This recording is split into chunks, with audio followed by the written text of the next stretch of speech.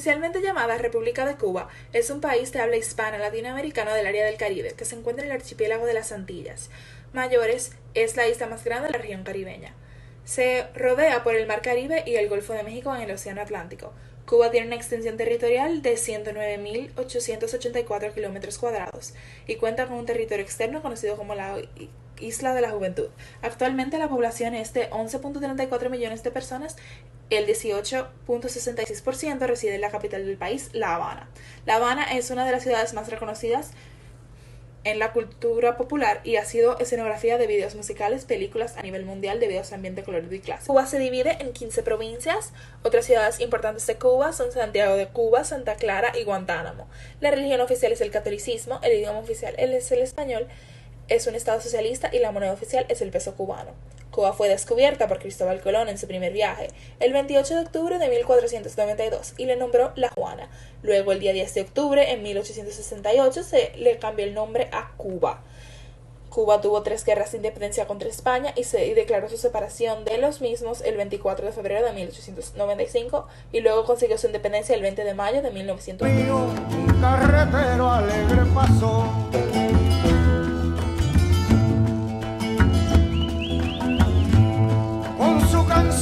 Que muy sentida. Bueno, yo les voy a explicar sobre el método Jig Hosfit, que es un método que es para explicar las culturas, y yo se la voy a aplicar al país elegido de mi grupo, que es Cuba. Los cubanos son considerados una cultura colectiva orientada. Lo que ellos hacen es, les gusta hacer lo que es mejor para el grupo, no para un individuo. Cuba es una cultura femenina. Una cultura puede ser femenina o masculina dependiendo de los valores que coloquen sus metas en el trabajo. Lo que Cuba pone sus valores de trabajo en objetivos sociales principalmente. Una cultura también es una cultura también orientada al corto plazo, que se centra en el presente, no piensa mucho en el futuro, sino en lo que va a recibir hoy. Ellos viven del día al día. También Cuba es alta en distancia de poder. Esto significa que ellos aceptan la desigualdad basado en factores de poder. Ellos ven una persona, por ejemplo, un jefe con mucho respeto y lo ven muy arriba. Hay mucha diferencia entre el empleado y el jefe. Y eso es. A caballo vamos pa'l monte, a caballo vamos pa'l monte, a caballo vamos pa'l monte. Ahora vamos a hablar sobre qué se debe y qué no se debe hacer en Cuba. Una de las principales cosas que no se debe hacer es tomarle fotos a los policías o militares en Cuba, incluyendo también al personal del aeropuerto en Cuba. Esto es para evitar una acusación de espionaje o interrogatorios no deseables con las autoridades cubanas. Otra cosa que se tiene que tener en cuenta es que no se debe criticar al gobierno cubano, especialmente no se debe criticar a Fidel Castro.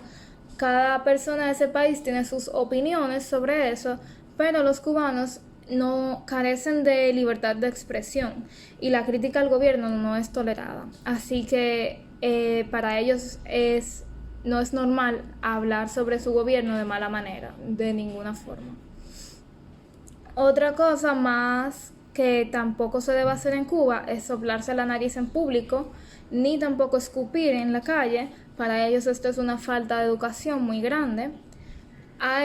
Tampoco se debe utilizar taxis no autorizados. Hay una red de taxis específicas que son las que se deben de usar. Y algo que es muy importante en Cuba que no se debe hacer es hablar de temas muy sensibles. Volviendo con el tema de que en Cuba no hay esa libertad de expresión que hay en muchos otros países. Los temas que son sensibles, como el conflicto que tienen ellos con Estados Unidos, son muy delicados y no se deben de hablar con los cubanos, ya que tienen su propio punto de vista.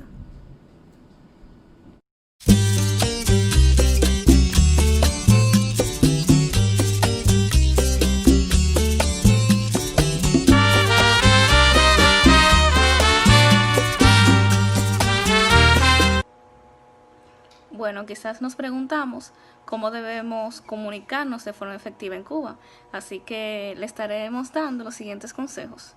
Número 1, conocer la historia para poder empatizar con la cultura. Cuando conocemos la historia del lugar, se nos hace más fácil saber por qué la gente habla y actúa de cierta manera. Número 2, hay que aprender la terminología del lugar. Número 3, pregunta a los ciudadanos sobre la historia y la situación actual. Número 4, familiarízate con los cubanismos. Número 5, indaga a los locales por la historia de la jerga cubana. Cada palabra tiene una historia, así que cuando escuchemos una palabra que esté dentro de los cubanismos, no está de más preguntar qué significa y de dónde viene esa palabra. En Cuba solo existe el tuteo, así que no hablaremos de usted, sino de tú, yo y de él. Si necesitas asesoría de una persona joven, puedes llamarlo chamo o chama. Así que puedes decir hey chamo y esa persona te responderá. Hablar de manera informal puede ayudar muchísimo porque así nuestra forma de hablar será más entendible. Cuida tu lenguaje corporal y sobre todo, sé respetuoso.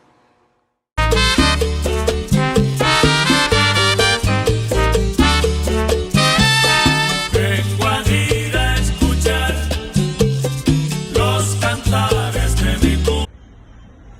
Según mi grupo y yo podemos concluir que es impactante ver cómo Cuba, como ya conocemos, posee un gobierno socialista y este busca el bien común de la colectividad de todos sus habitantes.